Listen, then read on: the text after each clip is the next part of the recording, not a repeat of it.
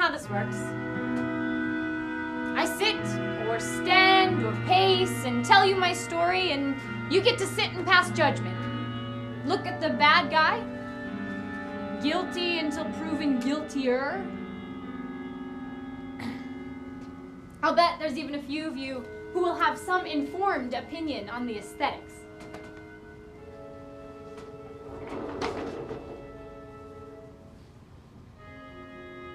We should have done more with the lights.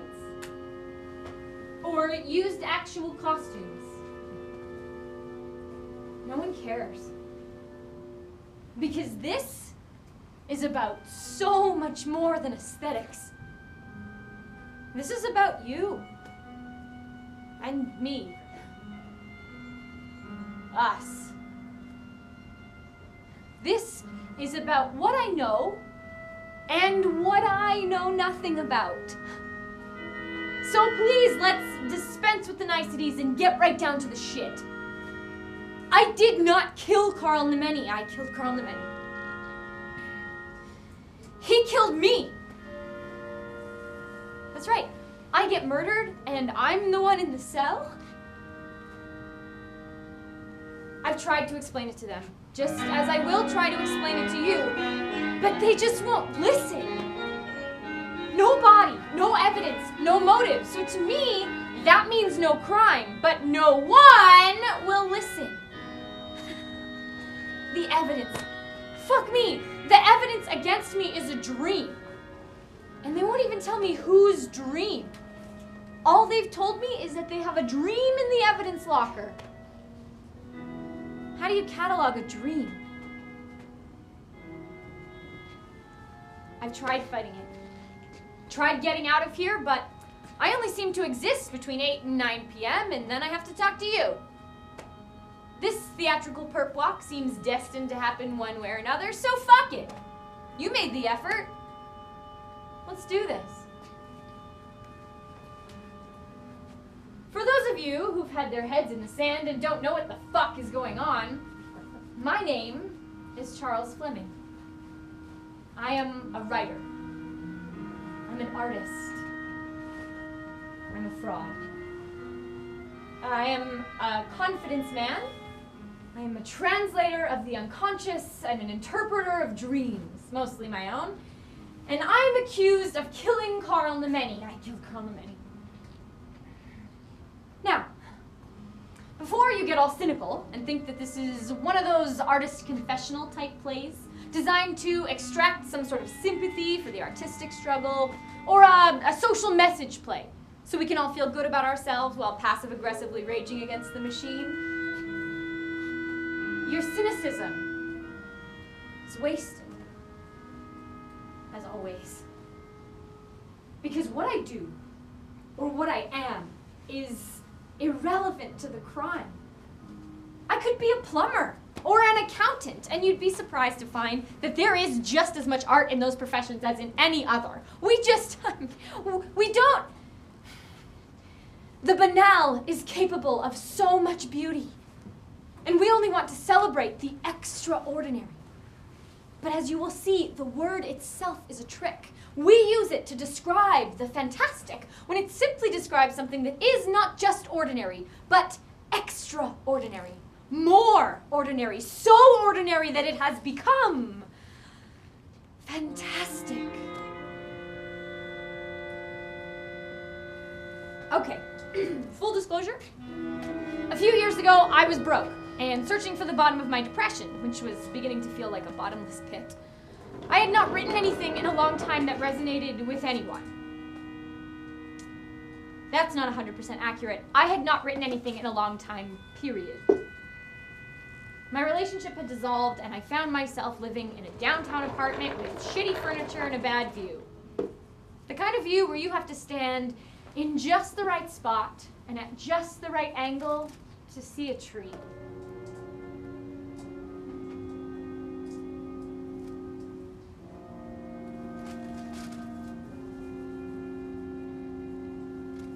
There was a transparency that began to creep into my biology.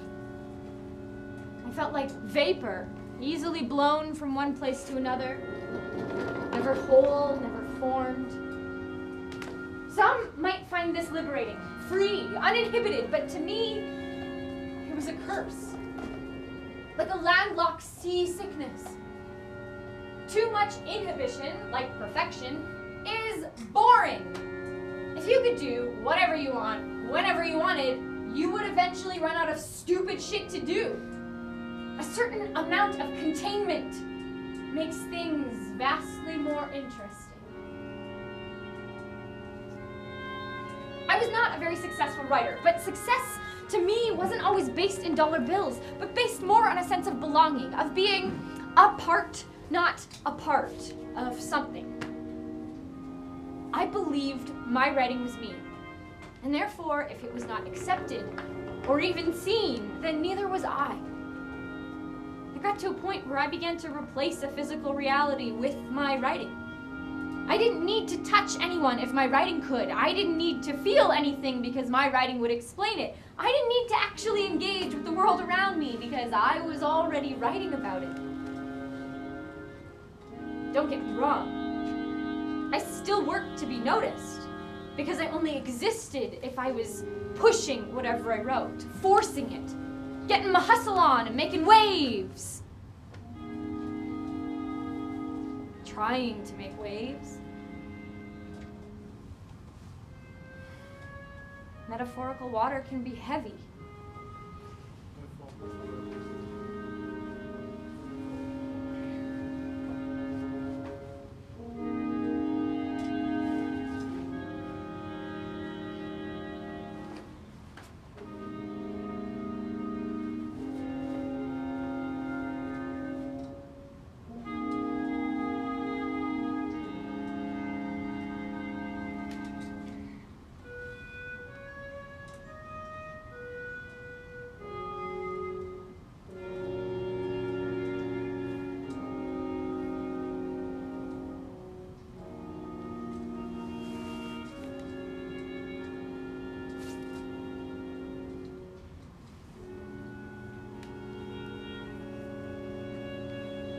Let me ask you something.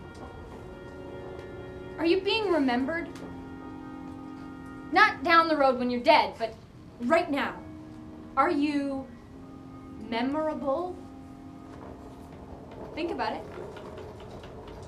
We would like to believe that someone somewhere would miss us, is missing us.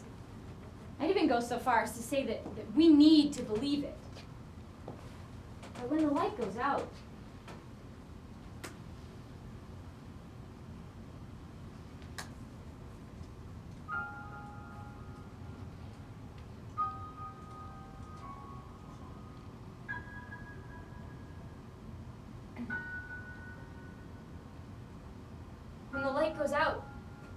do we know what it will illuminate? I believed I was forgettable. Truly believed it. Not so much in a low self-esteem kind of way, but in a failure to fully register as a human being kind of way. If I didn't push whatever I was working on, if I didn't kick or claw my way anywhere, if I stopped hammering on the doors of legitimacy, I believed, truly believed, that I would, by the simple rules of grammar, become illegitimate. See that? See how the words can play with you, trick you? A space in between, or the addition of a couple letters, and what you is what you ain't. You see, each word contains an image. And each image contains a dream to someone. Money. Money. Sex.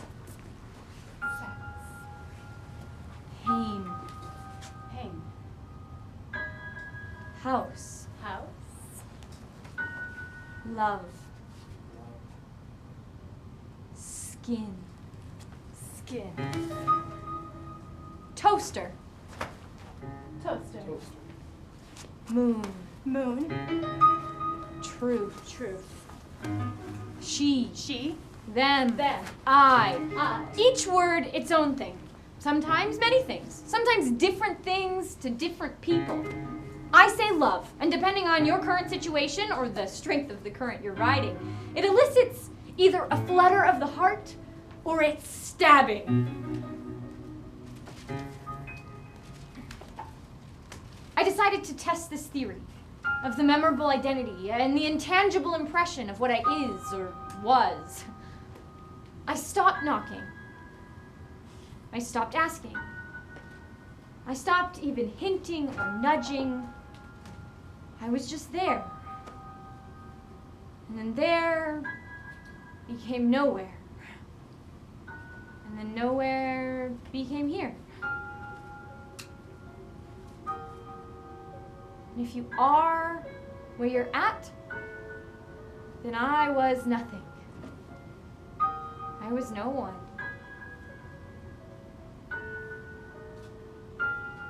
Here, this, I became literal. Abstraction became formula, and absurdity became extraordinary. I stopped dreaming.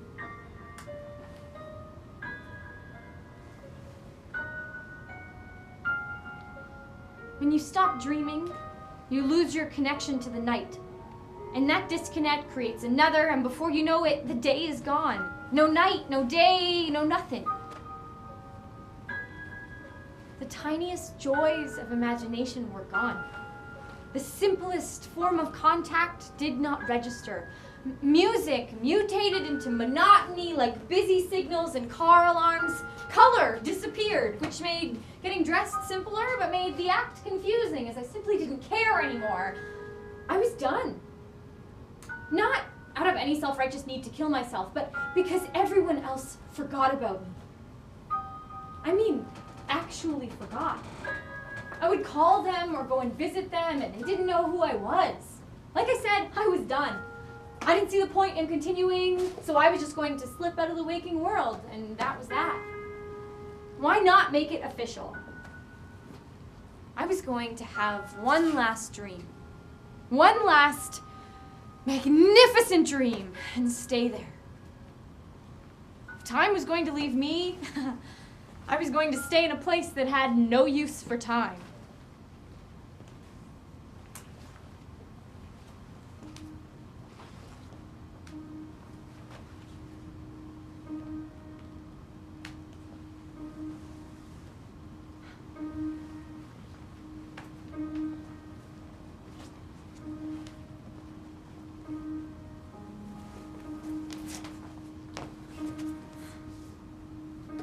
She's back, isn't she? Come on, you can tell me. About this tall, curves, moves real nice. I only looked once the night of the dreaming, but I had to stop because she stirred things in me. Memories of hot nights and sweat, but also the sadness of beauty and how I missed it. I could hear music when she moved, but there was no music. But there was piano, an electronic wave of sound. I could hear breath, wood, all being created by her. She created a suggestion that trickled its way into my imagination and became real. Part of what I've learned from Karl Nimeni is that we all have different dream avatars. When we get close to the edge of waking and dreaming, we can release into the waking world these dream avatars. They can't last long, or no one else can see them, and you'll either fall back into the dreaming or you'll wake up. But right there, in between, you can see them. Mine is a dancer. These apparitions are based on our deep psyche, our primal yearnings. When I see a dancer, I see beauty. I see a complete body, and I feel they can break the laws of physics to float, suspend, elongate, shrink, and create vivid paintings, complex stories without a single word being spoken. Our avatars are part wish, part covet, part desire, part humility, and part arrogance. Apart and apart. They are all the things we might be. I want to write her.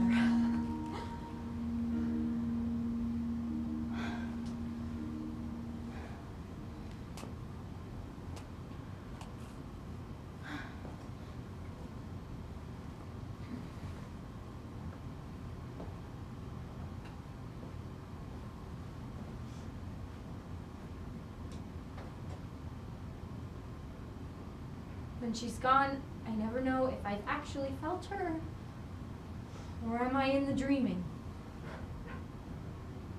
I've been too afraid to find out, so I don't move, don't react. I just let her dance.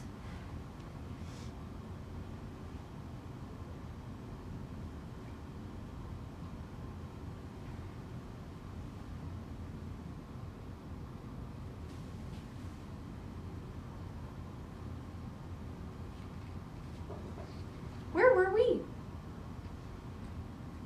Oh, shit, yes! The day/night I fully acknowledged nothingness. Yes, I was ready. Fully prepared to slip out of the waking world and fall into the dreaming. All was set. Then, seemingly on cue, a perfect note came to life. And a letter slid under my door. I heard it. I saw it. I rushed the door, broke out into the hallway, and saw nothing. The air wasn't even moving. A letter. This letter. It looked old, but it looked cared for. It looked important.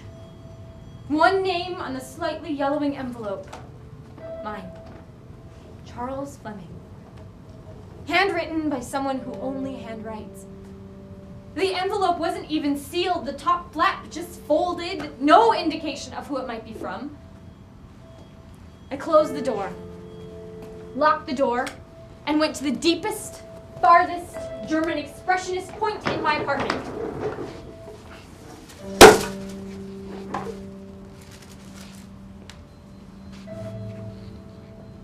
I opened the envelope and slid out a single piece of paper that looked ancient. Dear Charles, you do not know me, but I know you. You have never knocked on my door, but you exist. You are Charles Fleming. You may dream again because I know you. You will begin to see things, feel things, things that you have never allowed yourself to see or feel. Things that have always existed just as you exist. When it is deepest night, you may see me, but only if you look in just the right spot, at just the right angle. And leaving in a journey, no one will find me. I hope to see you soon. With love, Karl Nimeni. Are you fucking kidding me? Who the fuck is Karl Nimeni? And how does he know me? How dare he tell me I exist? Why did he feel the need to send me that? How did he know to give me that letter right then? No one knew what I was planning on doing. This was approximately 4 months ago. I was a normal, massively depressed writer or plumber, and now I'm accused of killing the man who killed me. I did not kill Karl Nimeni. I killed Karl Nimeni. I was furious and curious and confused with a hint of bemusion. Is that even a word? If a thing isn't in word form, is it a thing? Oh, fuck it, it doesn't matter. The single note returned and became 2. Repeat and add 3 and 4. A melody. Something I hadn't heard in so long. The melody began to play and repeat, and I began to cry and didn't stop for hours. A melody reduced me to a blubbering mess. That's when I saw the dancer for the first time. The notes were actually real, formed in the space around me, and they escaped out the window as they were played. followed them.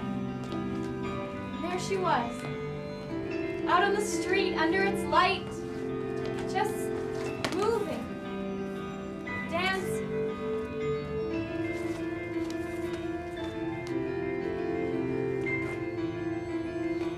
I could feel her movements. I could move with her, even though we were separated by 3 floors of concrete, wood, and glass.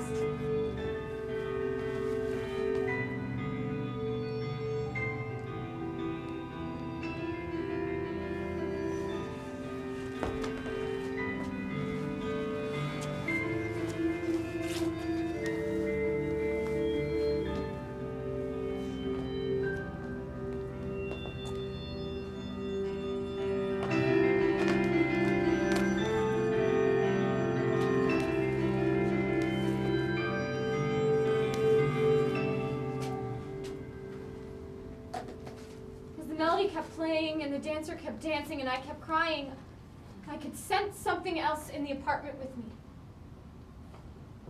I turn around and see him standing there, but I couldn't move.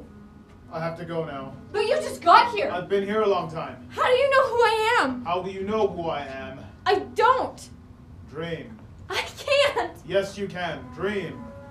Who are you? I'm the one who wrote you that letter. I know, but There is sunlight in the light. Just as the moon can sometimes be seen during the day. Just like that. Doors closed, dancers disappeared, music has stopped. Then I felt the sun burning into my eyes. It was the middle of the day. Not just any day. It was 4 days later. I'd been asleep for 4 fucking days.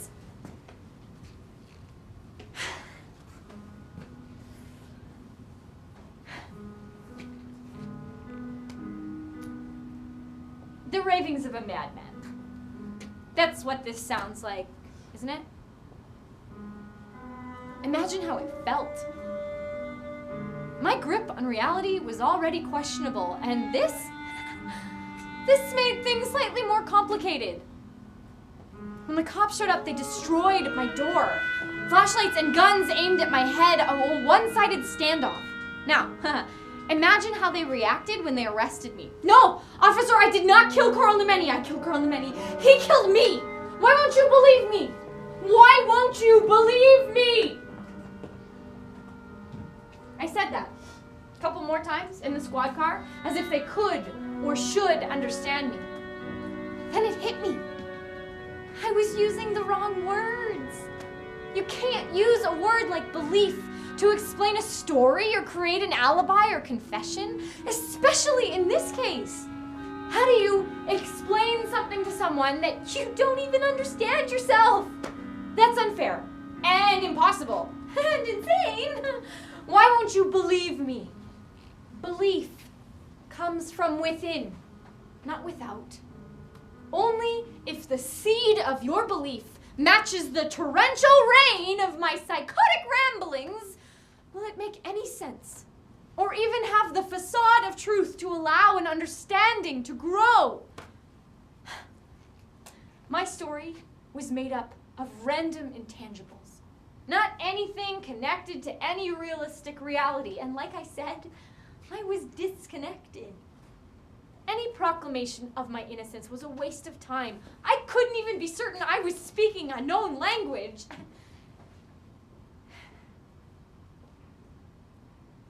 But we're getting ahead of ourselves.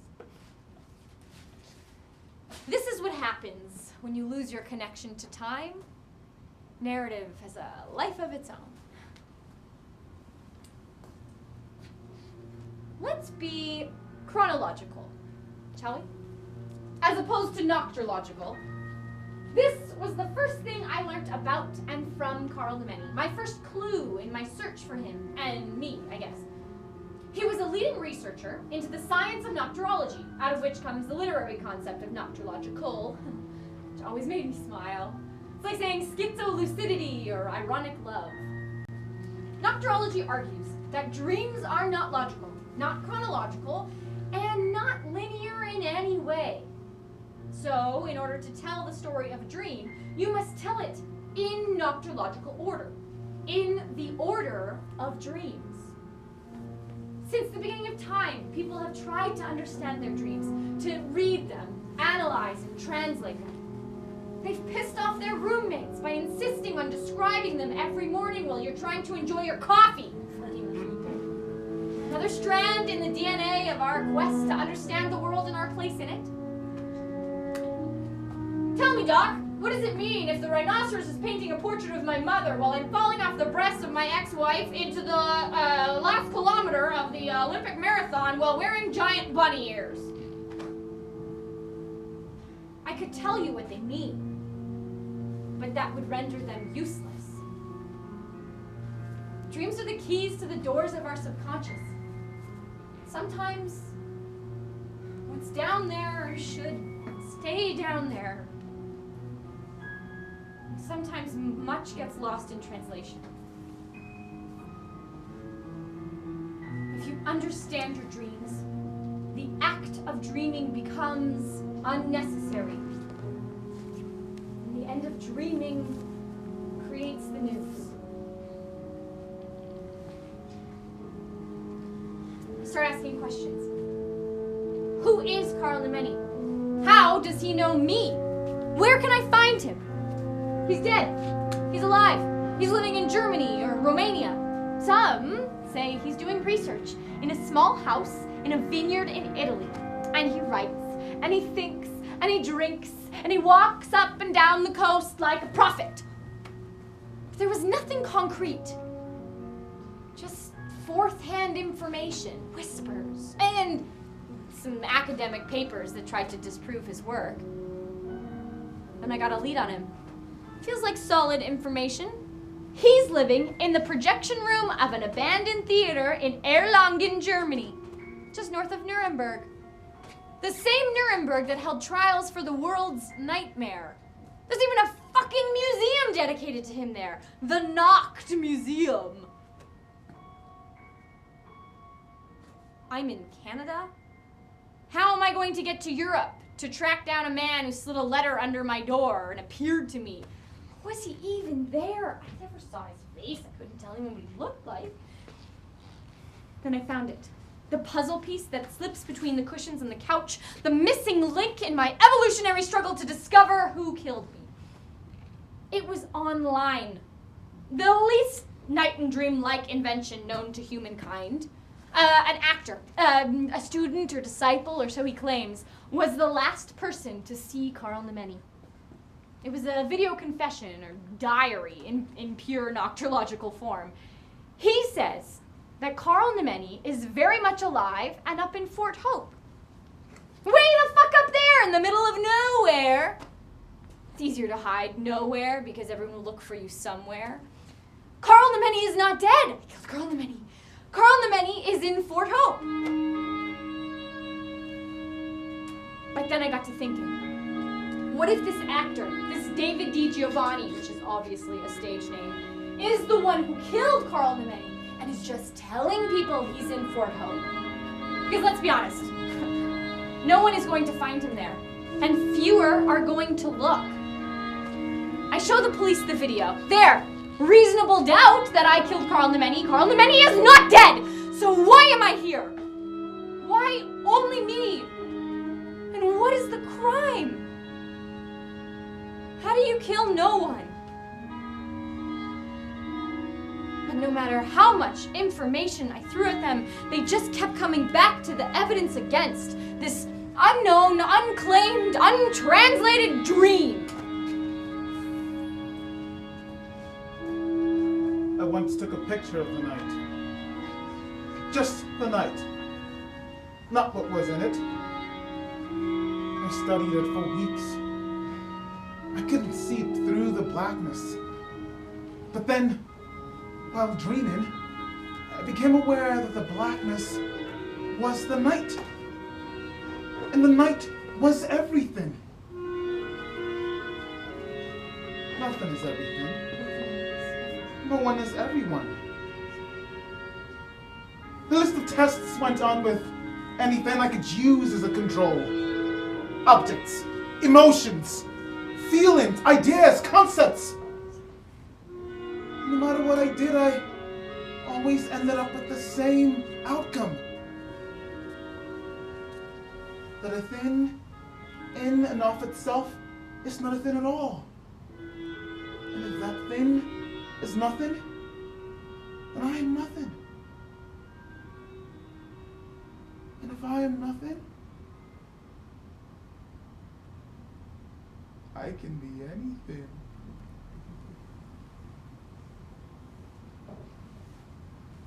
If I'm nothing, I can be anything. This is not circular thinking. Karl first called it spiralar, or noctular thinking. And depending on where you're from, la pensée guide. Circular thinking just goes in circles. The beginning is the end, is the beginning, just goes on, never stops. But spiralar, or noctular thinking, has a beginning, goes around and around, but with each circumference traveled, the thought evolves, and there is an end. This can't be laid flat. You can't draw a line in a spiral in order to understand it. You have to... Here, let me show you.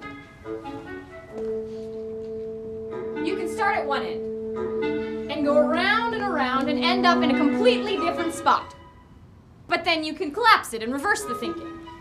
But there's always a difference between the beginning and the end. That difference is knowledge. If I am nothing, I can be anything. If I am nothing, I am nothing. If I am nothing, I can be anything. If I am money, I can be anything. I can be anything.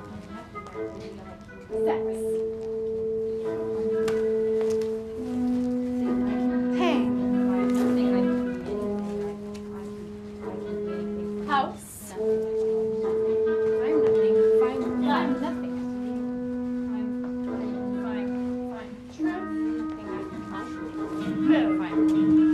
Toaster.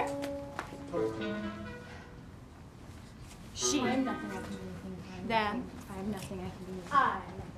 If I have nothing, I can do anything. If I have nothing, I can do anything. If I have nothing, I can do anything. I can do anything. Karl Nimeni is not dead. I killed Karl Nimeni.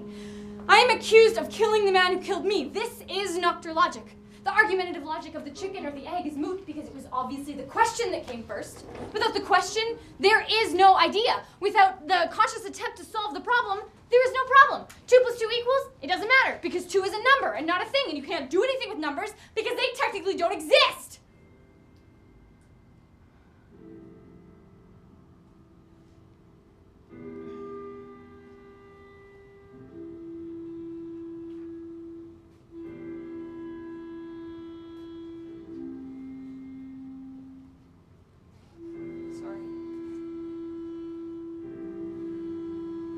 Lost in the spin cycle.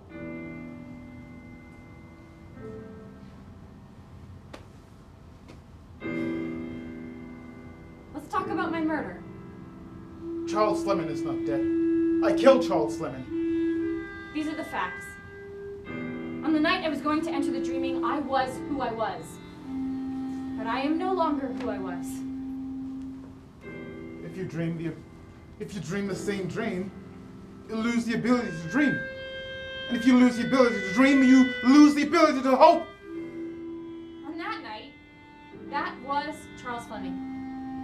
The one that existed, had friends and relationships, and occasionally felt love. And maybe, even from time to time, got to get lost in lust. That Charles Fleming, at one point in his existence, was an example of happy. People would point to me and they would say, look at him, he looks happy. They would argue about whether or not I was actually happy. There is night and there is day. No matter what language you speak, you have night and you have day. I might have been happy. If I had been able to see all that I'd had, I might have even been able to feel happy. But there was nothing but this ever-creeping sadness that would diffuse the sparks of an impending joy.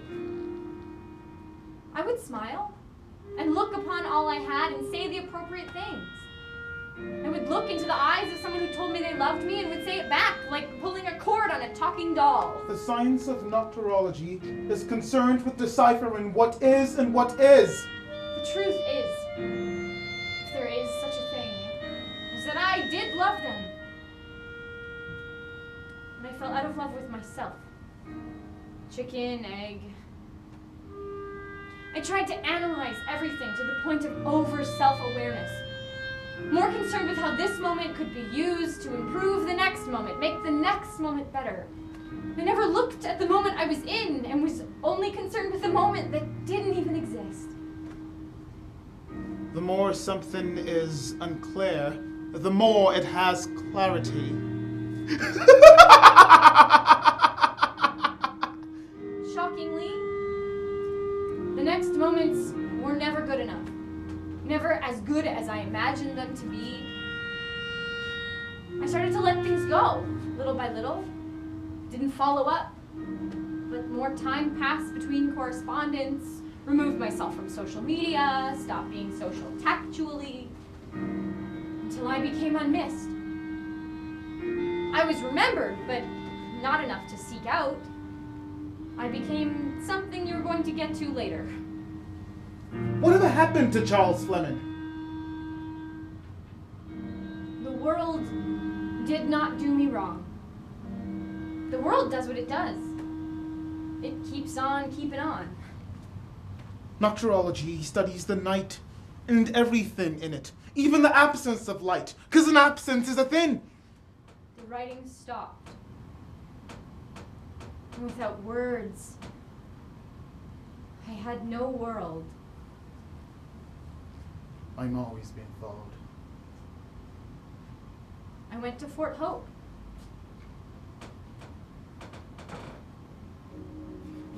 Nah, no. I didn't go to Fort Hope. One, I'm broke. And two, I'm not crazy! I'm not gonna travel over 1,000 kilometers to look for a man with nothing but a name. There was no face, at least none that I could see. Excuse me, sir. Have you seen a man about this tall? Looks like a silhouette without a face? And let's face it, I'm not that guy. I don't run off and do stuff. I think about things. And then I think about things some more. And then I write it all down. But the not doing created a thing. I was what I described myself as, so why not live up to it? I began at the beginning. In honor of Karl, I decided to write it out. I started at the moment I made the decision to leave the waking and enter the dreaming. The note under the door, the dancer. I wrote about Karl and I at a cafe, exchanging philosophies about the night and the unclear. That never happened. I thought it and has not thought a thing. I think this. I think that. What about this? This is the same as that at a molecular level, is it not? Yes, you're learning so much in such a short time. Thank you. Ideas have greater possibility in the dark because the more things are unclear, the more they have clarity. We would seek out tarot readings with football trading cards at midnight. A defender is equal to the tower. But a striker is dead. A keeper is the empress. A left back is the magician. Just as you can reimagine the past, you can pre-imagine the future. If the cards say that I will have good luck, who's to say that that can't happen? That can't happen. The night is 100% positive. I wrote about how we would walk the city streets seeking out trees, and gnomes would be open to a conversation about the night. If you shine a light in the tree in the dark, it can look like a cloud. Gnomes speak 30 languages. No matter what language you speak, you have night and you have day. What is and what is? Trees are incapable of lying. Have you ever dreamt of a tree?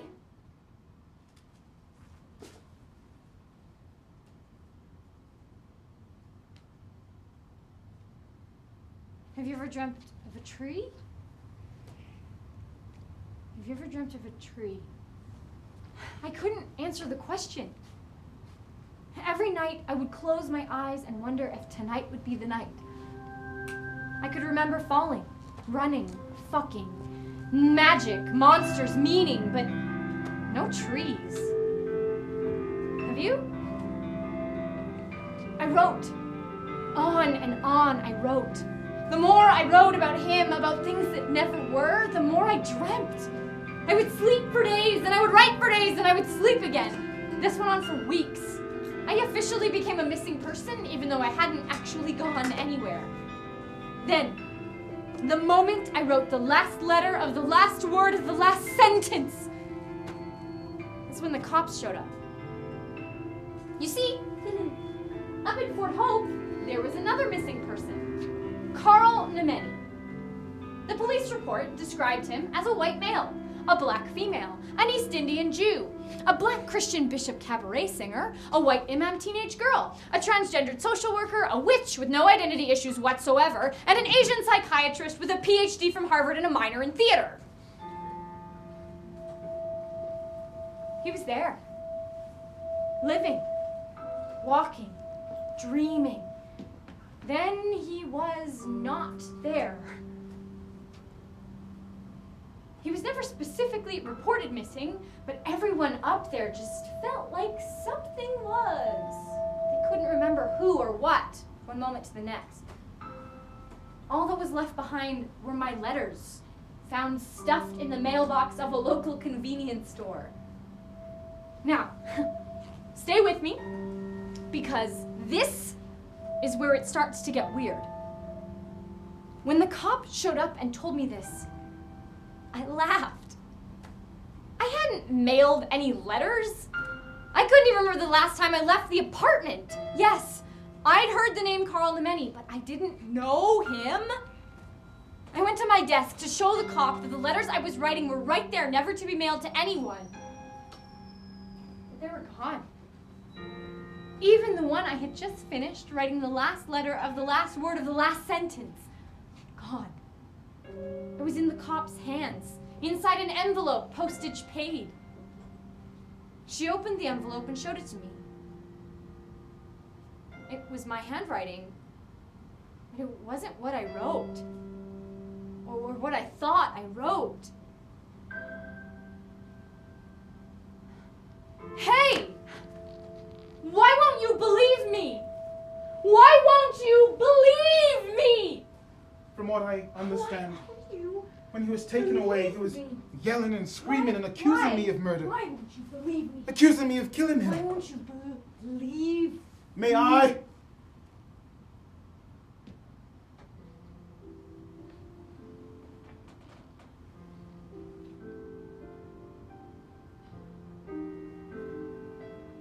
Yes. What I did was wrong. I set him up. I found him all those months before in despair. Lost. Unable to see the unclear. And I tried to help him. I gave him something special. A visitation. A mystery. A new dream. In the past, this will spark something inside of them. Men and women. Even children. But not Charles. No rejuvenation. No renewed lust for life or curiosity for the night. For Charles, it wasn't about him. It became about me. I cannot allow that. People are always looking for me, asking questions, seeking. There was no rest. That's why I went to Fort Hope. I escaped Europe, slid out in the middle of the night, leaving my work behind me. There was no time.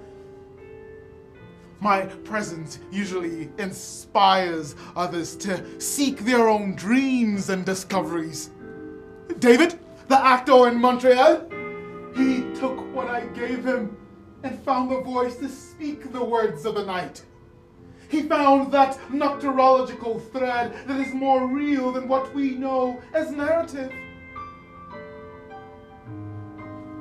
When last was A, followed with B, and then C, without stopping in between before finding an F or a W.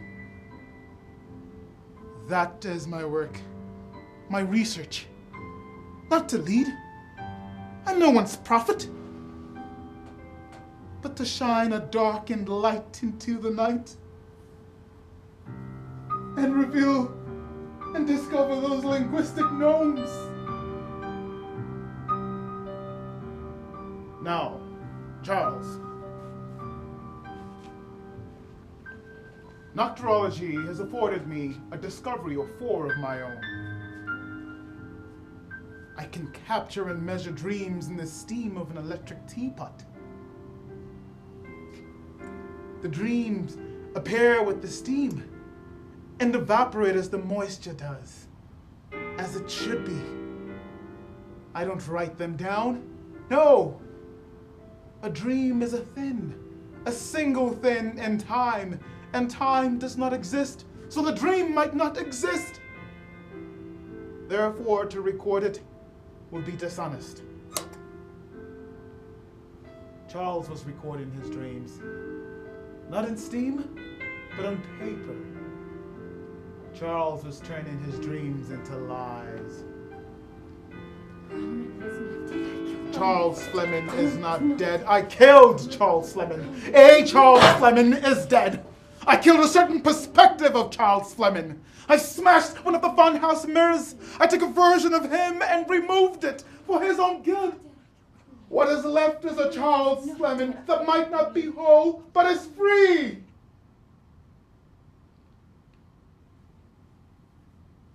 I killed Charles Fleming.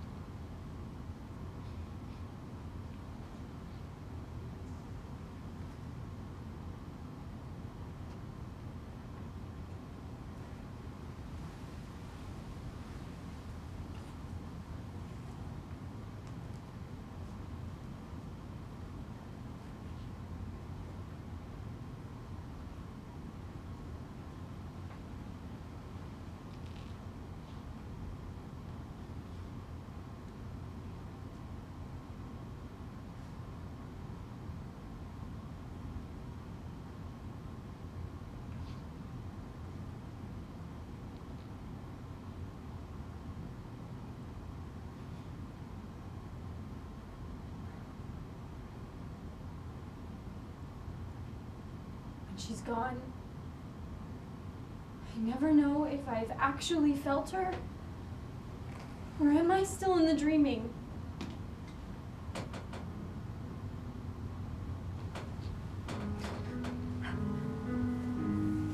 Let's take a picture of the night, just the night. No, isn't it? Let's take a picture of the night, just the night. Couldn't see it through the blackness, but then I was dreaming. I became aware of the blackness was the night.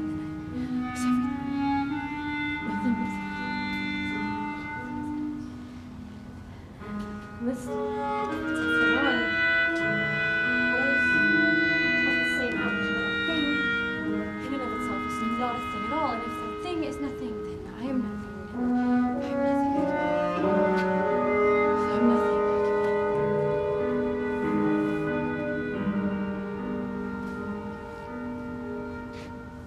Thank God you're here. What do they tell you? That I'm making the whole thing up? That Karl Nimeni is dead? That I'm crazy? How long have you been waiting? Fuck, I hate this place. It's cold and I can't see the night properly. How are you feeling today? Fine. Do you recognize me? You're Karl Nimeni. Am I? Good one. Now he's not Karl Nimeni. Do you know why you're here? Because I allegedly killed you. But I'm right here. Mystery solved! Guard! Fine. Be that way. What about them? What about them? I've told them everything. They know exactly who Karl Nimeni is. Who is Karl Nimeni? Really? I'd like to know. Look in a fucking mirror! Yes. Because I'm Karl Nimeni? No! Because we all are. What's your name? What's your name? Karl? Is it Karl Nimeni? Yeah, how about you? What's your name? Karl Nimeni. You? Yeah. Karl Nimeni. Charles, please! Oh, he is Karl Nimeni. And she is Karl Nimeni. He's not, but the rest of them What are on is and on. nocturology? The science of nocturology is concerned with deciphering what is and what is. And have you figured out what that means? I thought I did. Think! Imagine the spiral. Start from the top. Right, Vicky Dwee. Dreams are nocturological, not chronological. Chrono means time, and dreams have no use for And time. what are dreams? Dreams are reality unshackled from time. What is and what is? One and the same. What was happening in your dreams? I can't remember.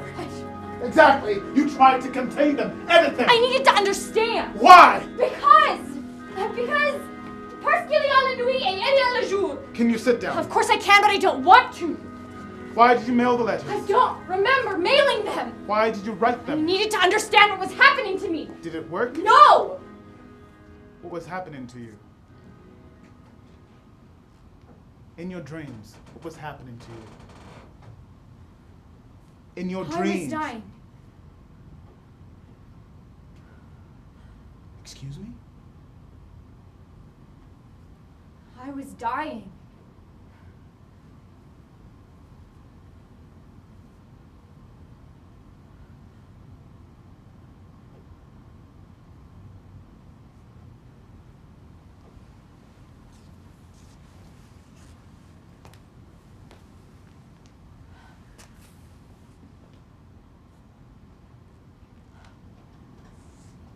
Holy shit.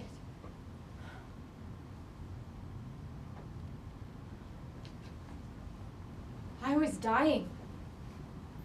Maybe already dead.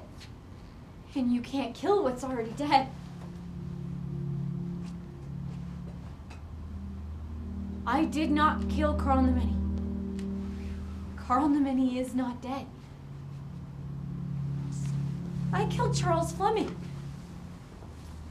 A metaphorical death, pulled out to sea by a metaphorical wave.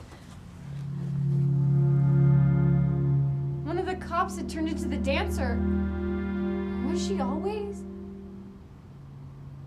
She stood in front of me and said, The dream we had as evidence is evaporated. You're free to go.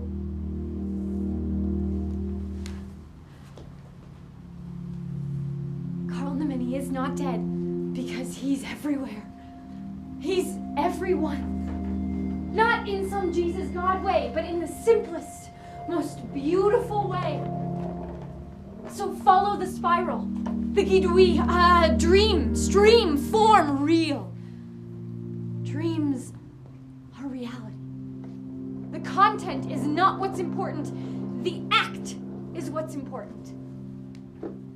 Ask the questions. Karl Nimeni gives us the questions. He looks at the night and doesn't see darkness, but a blinding light of possibility. The unclear is difficult for us because we are programmed for order and an outcome, but what if we ask the questions and let the answers arrive when they're ready? What if we reveled in our ununderstanding?